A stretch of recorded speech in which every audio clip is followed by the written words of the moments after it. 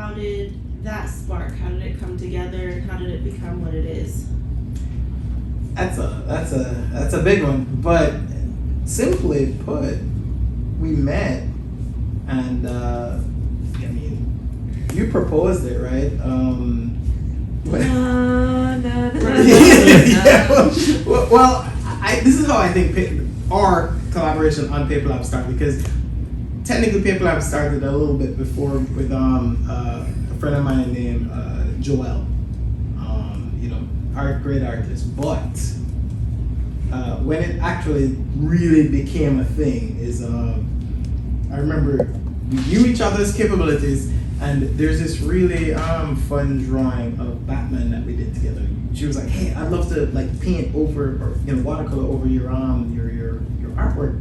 So we did two separate ones. I did one with like a Dark Knight Returns type Batman with I think at the time Damian Robin, and then I did one with the Dick Grayson Batman with Carrie Kelly Robin. I don't know where that one is, but we had I don't even think I knew who like Carrie Kelly was at the time. It was not great. And you did a really cool wash though, because you did like a bluish gray for the Dark Knight Returns one, and then like a pinkish, like a rose hue for that, and like, yo, this is cool. And then we just started painting stuff together. We did that giant chibi piece, and we weren't doing like little chibis at first. We were doing it, then, and people were like, yo, I like that one, because it had like Superman and all sorts of stuff on it. That like Marvel and DC, right? Yeah, it had like everybody. Yeah.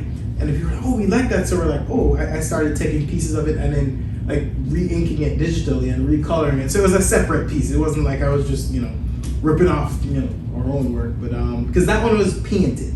Yeah, and that the was dude bought it. Yeah. We just did it randomly together, and then somebody bought it like immediately at a show, and then we had the individual things, and that's how our Comic Kids came about.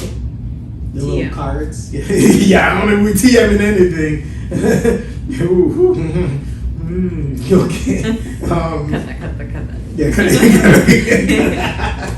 But yeah, the Comic Kids. So it was little things and the show was kind of started when we went to MegaCon together. Yeah. For the first time, but it wasn't to work together.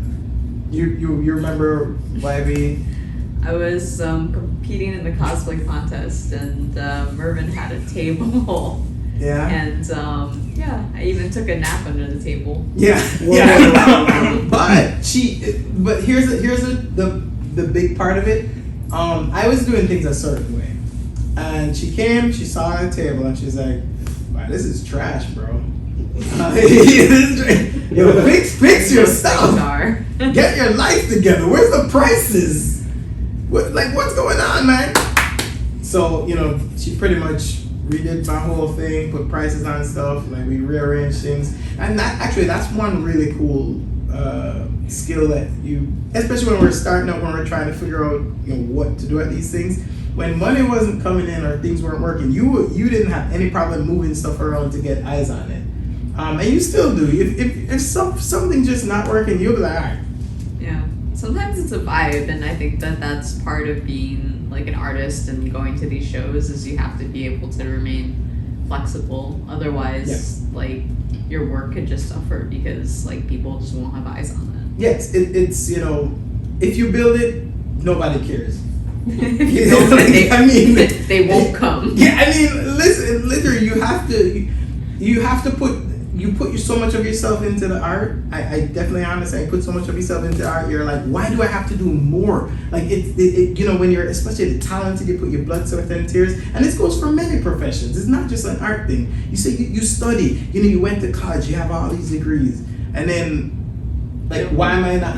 But the thing is, unfortunately, the world has become more and more callous to talent or any of that stuff. It just doesn't see or notice those things. So, you just have to kind of nudge a little bit further. And it's not easy. That's easier said than done. You know what I mean? But we don't have like 10 days to go into ways in which to do this. But it's just one of those things you trial and error. Yeah, trial and error. And I mean, she definitely taught me how to kind of run a booth better. Because I wouldn't even be at my booth half the time. I'd be talking to people. It's true. Like, hey man, what's up? Yeah. Wait, why you at your booth? and I make no money. To be fair, Yeah. you form connections because of that. So That's true. That's true. I mean, yeah, but you know, it's nowadays I don't leave my booth really. Like it's unfortunate. There's a lot of good friends. Okay, I buy the occasional comic. Okay, I buy a lot of comics on occasion. Okay, I buy a lot of comics, but that's not the point. I buy it on Sunday. Sometimes.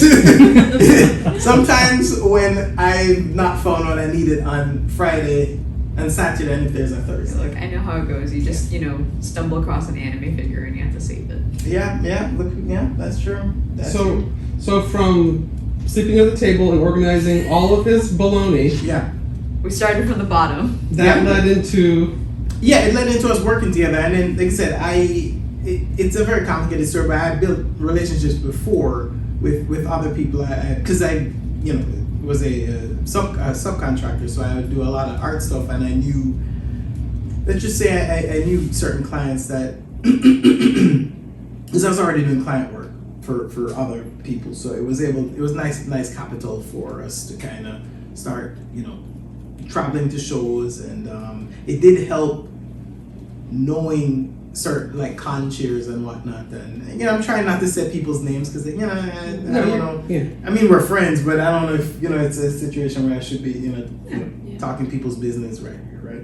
But anyway, networking and talking to the right people, then you're able to be in the right spaces to get jobs, because I would say all that talking, like you said, it's not a situation where, like when I was starting out, I can't necessarily speak for you on this part, where it would remember Craigslist to look for jobs, or you're on Guru or any of that stuff. Like thankfully, no, I guess it's a reference game. Like I just got work comes to me, and it's not a bragging thing. It's more of I think we put in a lot of work and we built a lot of relationships. Yeah. And as a result, just even traveling to shows, that's just an aspect of the business. Now it's more us trying to find time to work on or go back to working on our own projects, as opposed to being, kind of just stretched doing all of this.